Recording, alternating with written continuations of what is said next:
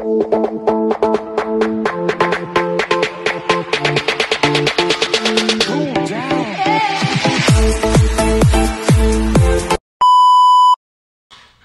guys, so nandito na tayo sa warehouse.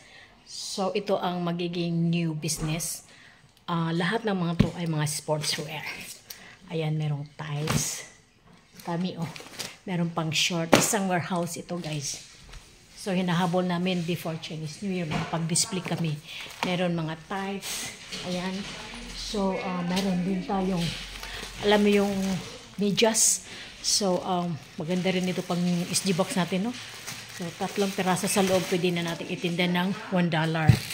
Okay, so, yung mga ganito, yung parang bra, no? Na pang top. Okay, so, yan siya, isang warehouse ang ibibinta natin. At ito pa, ayan, mga jacket. So, ang mga nito, nilagyan namin sa taas na pwede na, ikarga at para ipag-display namin. Ayan. So, nagkakuha na tayo ng pwesto. Ayan. So, pakita natin sa inyo guys. Ayan. So, may ganito. Maganda kanyang tela kasi ang brand niya is Beachbody Ecolab. Ayan. Andun ang aking BFF. Nag-arrange. Okay. So, alam itong mga jacket na meron siyang hood. Maganda kanyang quality. Okay. So, sa nakikita nyo, ito. Yan lahat guys, ang ating bagong pagkakitaan na bago nating magiging business. So, ang aming pwesto ay nasa Lucky Plaza. Ayan. So, ayan, nagtutulungan kami kasi it's, na to para pang display namin within this week. Ayan.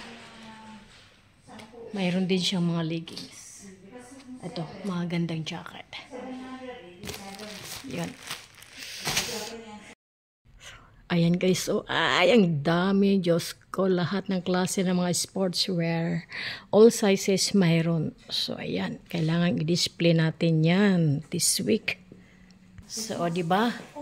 So, sana ma-dispose, maibinta lahat dahil nasa taas pa.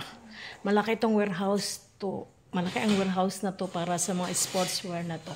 So, ang kagandahan ng kanyang brand is branded siya Beachboy. So, mura na lang siya pag ibinta. Ayan. So, sana pwede tayo magpadala nito sa SG box, no? Ang lalaki. Yung ganito, ganyan, isang size. Ganitong bra, ayan. So, lahat ng sizes. Makita mo, small, medium, large, extra large, tapos may extra small.